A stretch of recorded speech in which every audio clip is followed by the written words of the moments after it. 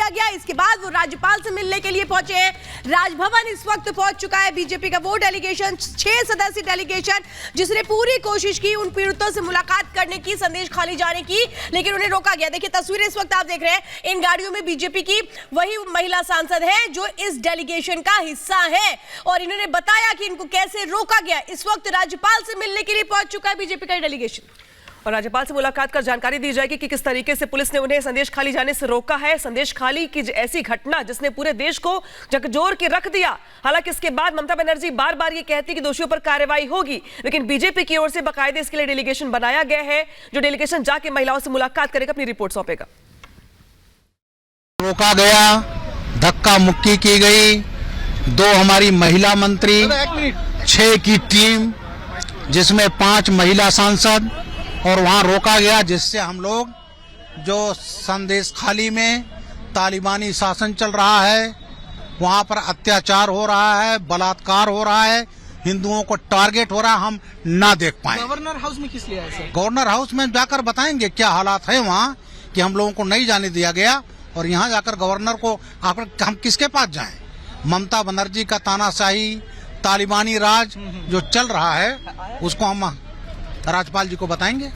तो जहां एक तरफ बीजेपी के डेलीगेशन को रोका गया है, वहीं दूसरी ओर अधीर रंजन चौधरी धरने पर बैठ गए हैं। जी हां, संदेश खाली जाने के लिए अधीर रंजन चौधरी वहां पहुंचे हुए थे, लेकिन वहां पे पुलिस ने उनको पहले ही रोक लिया है। लिहाजा अधीर रंजन चौधरी अब धरने पर बैठ गए हैं। बंगाल सरकार पर तानाशाही का आरोप लगाया गया उनकी तरफ से। तो देखिए, यही अधीर रंजन चौधरी है जो कुछ दिनों पहले तक एकता कसुर अलाप रहे थे, लेकिन अब जिस तरीके से बंगाल के संदेश खाली से ऐसी घटना सामने आती है, तो न सिर्फ बीजेपी बल्कि कांग्रेस के भी तमाम नेता वहां जाने की कोशिश कर रहे हैं, पीड़िताओं से मुलाकात करने की बात कह रहे हैं, लेकिन जब पुलिस ने जाने से रोक दिया तो धरने पर बैठ गए अधीर रंजन चौधरी। और देखिए कहां पे, जहां पे से एंट्री होनी थी उनकी संदेश खाली के लिए, वहीं पर वो कांग्रेस के कार्यकर्ताओं के साथ धरने पर बैठ गए हैं।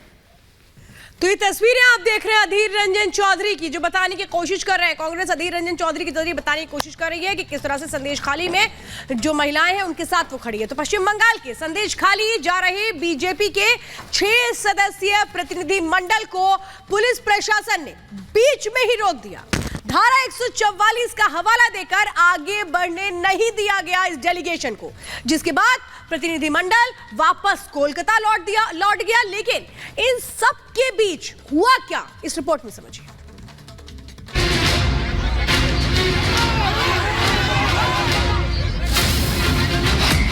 पश्चिम बंगाल में संदेश खाली को लेकर बवाल मचा हुआ है। बीजेपी का आरोप है कि संदेश खाली में टीएमसी के नेता महिलाओं का उत्पीड़न कर रहे हैं, जिसके विरोध में गुरुवार को जगह जगह प्रदर्शन हुआ। तो आज संदेश खाली के लिए कोलकाता से 6 सदस्यीय जांच टीम रवाना हुई। जैसे ही बीजेपी का प्रतिनिधिमंडल नॉर्थ 24 परगना के रामपुर पहुंचा, पुलिस ने उन्हें वहीं रोक दिया, धारा 144 का हवाला दिया और आगे जाने से मना कर दिया, जिस पर केंद्रीय मंत्री और सांसद भड़क गए। ये भ्रष्ट सत्ता, ये निश्चित रूप से ये देश, ये राज्य की जनता के हित के लिए नहीं है, ये अपने गुंडों को संरक्षण देने वाली है। यहाँ पे 144 है, हम लोगों ने बोला 144 में कितने लोग जा सकते हैं? 5 लोग जा सकते हैं, हम 5 लोग जाना चाहते हैं।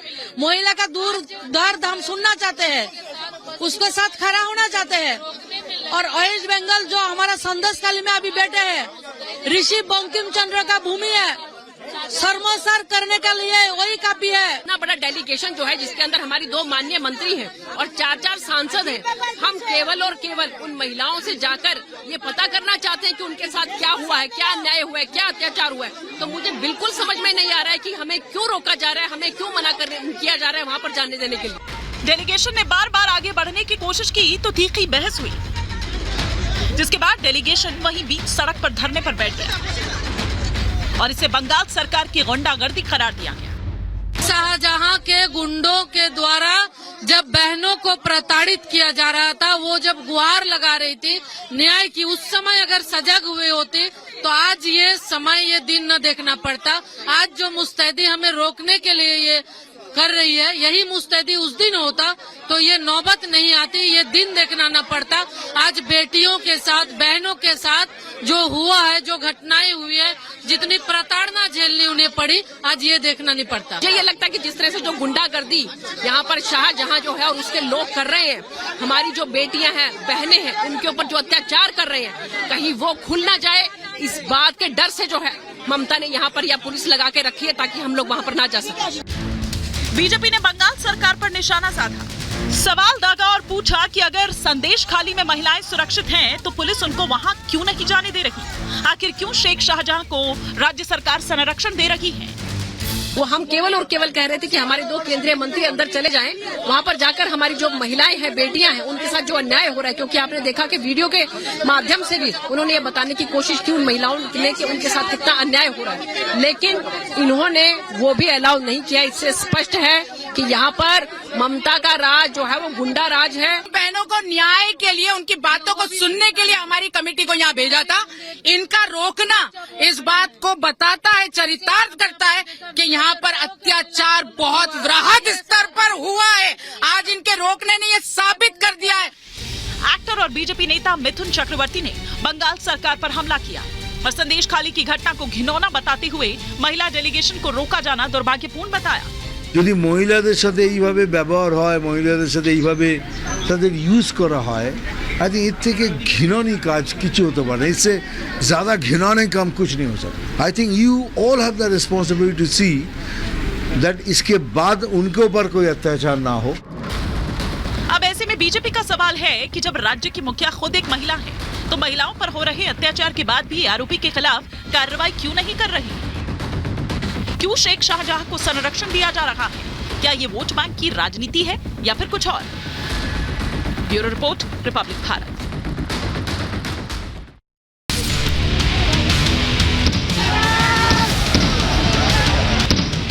ਮੋਦੀ ਦਾ ਗ੍ਰਾਫ ਬਹੁਤ ਮੰਦਰ ਦੇ ਕਰਕੇ ਥੋੜੇ ਦਿਨਾਂ ਦੇ ਵਿੱਚ ਗ੍ਰਾਫ ਇਹਦਾ ਡਾਊਨ ਕਰਨਾ। प्रधानमंत्री का ग्राफ उनकी ईमानदारी, उनके काम और भारत की 40 करोड़ जनता के आशीर्वाद से है।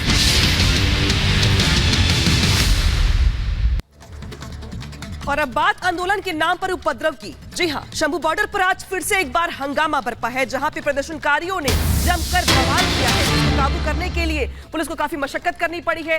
ये जो हंगामा देख रहे हैं आप, लगातार बढ़ता ही चला जा रहा है किसानों का। जिस तरीके से एमएसपी समेत तमाम मांगों को लेकर के अगर बात की जाए तो बैठकें तो हो रही है, लेकिन इन बैठकों का नतीजा कुछ निकल नहीं रहा है। लिहाजा प्रदर्शनकारियों की ओर से हंगामा लगातार जारी है। प्रदर्शनकारियों ने आज भी यहाँ पर बवाल किया है, हंगामा किया है और पुलिस को यहाँ पे संघर्ष करना पड़ा है।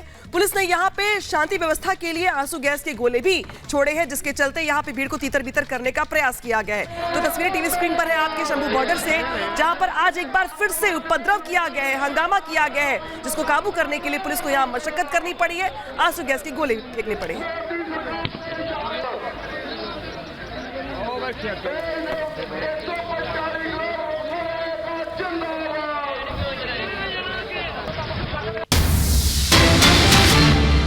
और इस वक्त एक और बड़ी खबर आ रही है। आपको बता दें, जिस तरह से अभी तस्वीरें देखने को मिल रही हैं, इसी तरह का एक संघर्ष राजस्थान में भी हो रहा है। राजस्थान के हनुमानगढ़ में संघर्ष की खबरें इस वक्त मिल रही हैं। झड़प हुई है यहाँ पर। तस्वीरें इस वक्त आपको हम दिखा रहे हैं। जो ये तस्वीरें आप देख रहे हैं राजस्थान के हनुमानगढ़ की है, जहाँ पर पुलिस और जो प्रदर्शनकारी इकट्ठा हुए थे उनमें झड़प होती है। प्रदर्शनकारियों को पुलिस हटाने की कोशिश करती है, लेकिन वहाँ पर कैसे प्रदर्शनकारी पुलिस से भिड़ गए। जब पुलिस ने बैरिकेडिंग लगाई इनको रोकने के लिए, तो ये वहाँ पर रुकने को तैयार नहीं हुए। देखिए एक कैसे ट्रैक्टर दौड़ाते हुए नजर आ रहे हैं। साफ तौर पे इनकी जो मंशा है वो नजर आती है, जिस तरह से ये ट्रैक्टर दौड़ा रहे हैं, बैरिकेडिंग तोड़ रहे हैं।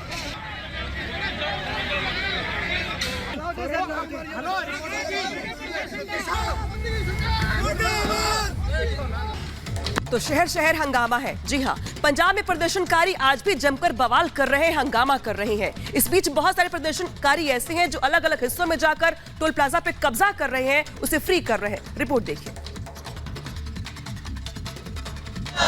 संयुक्त किसान मोर्चा जिंदाबाद, भारतीय किसान यूनियन एकता, किसान मजदूर मुलाजिम व्यापारी विद्यार्थी एकता जिंदाबाद।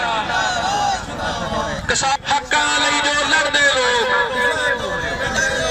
हक्कां लई जो लड़दे लोग।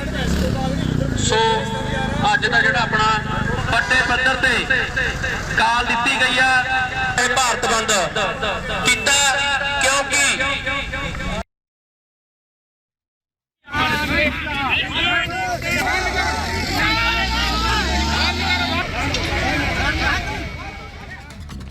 तो चलिए अब बात करते करते हैं शंभू बॉर्डर की, जहां आज भी प्रदर्शन देखने को मिल रहा है। किस तरह से धारदार हथियार लेकर के प्रदर्शनकारी पहुंचे हैं, मेरे सहयोगी अमित की एक रिपोर्ट देखिए। इस वक्त हम शंभू बॉर्डर पर देखिए, यहाँ पर निहंग हथियार लेकर पहुंचे हैं। इनके हाथ में गणासे, इनके हाथ में तलवार है और बड़ा सवाल यही है कि आखिरकार अगर ये शांतिपूर्ण तरीके का प्रदर्शन है तो यहाँ पर तलवार और भालों की आखिर जरूरत क्या है। मेरे कैमरा पर्सन सीपी आपको तस्वीरें दिखा रहे हैं किस तरह से यहाँ पर जो किसान हैं वो हथियार लेकर पहुंचे हैं बड़ी तादाद में, और पुलिस वाले भी देखिए इनकी वीडियो बना रहे हैं। पुलिस भी हर किसी को आइडेंटिफाई करने की कोशिश कर रहे हैं, क्योंकि जिस तरह से घटनाएं हुई हैं, कल शाम को भी झड़प हुई है, इससे पहले भी लगातार झड़प हुई है, तो निहंग यहाँ पर अपने हथियार लेकर पहुँच रहे हैं। और कल भी जो बैरिकेडिंग क्रॉस करने की कोशिश की थी एक निहंग ने ही की थी। और यहाँ देखिए पुलिस, मेरे कैमरा पर्सन सीपी आपको दिखाएंगे, यहाँ पर पुलिस लगातार लोगों को समझा रही है। ये बैरिकेडिंग की गई है और ये वाला जो इलाका है ये सीधे शंभू बॉर्डर को जोड़ता है, जहाँ पर मेन बैरिकेडिंग है, और यहाँ पर पुलिस रोकने की कोशिश कर रही है। बावजूद उसके जबरन किसान अंदर दाखिल होने की कोशिश कर रहे हैं। पुलिस के साथ बहस की तस्वीरें भी हम आपको दिखा रहे हैं, किस तरह से पुलिस उनको समझा रही है, लेकिन जो किसान हैं पुलिस के साथ बहस कर रहे हैं, अपनी गाड़ी आगे ले जाना चाहते हैं। और ये पूरा इलाका जाम पैक्ड है और लगातार यहाँ पर जो भीड़ है वो बढ़ती जा रही है। मेरे कैमरा पर्सन सीपी भी आपको तस्वीरें लगातार दिखा रहे हैं। हालात लगातार यहाँ पर तनावपूर्ण होते जा रहे हैं। तो प्रदर्शनकारी यहाँ पे हथियार लेकर टहल रहे हैं, ऐसे में नजर लगाना मुश्किल है कि आने वाले दिनों में हालात और कैसे होने वाले हैं। हालांकि इस बीच बड़ी खबर आ रही है, जहाँ पे मुजफ्फरनगर में पुलिस को बड़ी कामयाबी हाथ लगी है। जैकलिन को गिरफ्तार किया गया, उसके पास से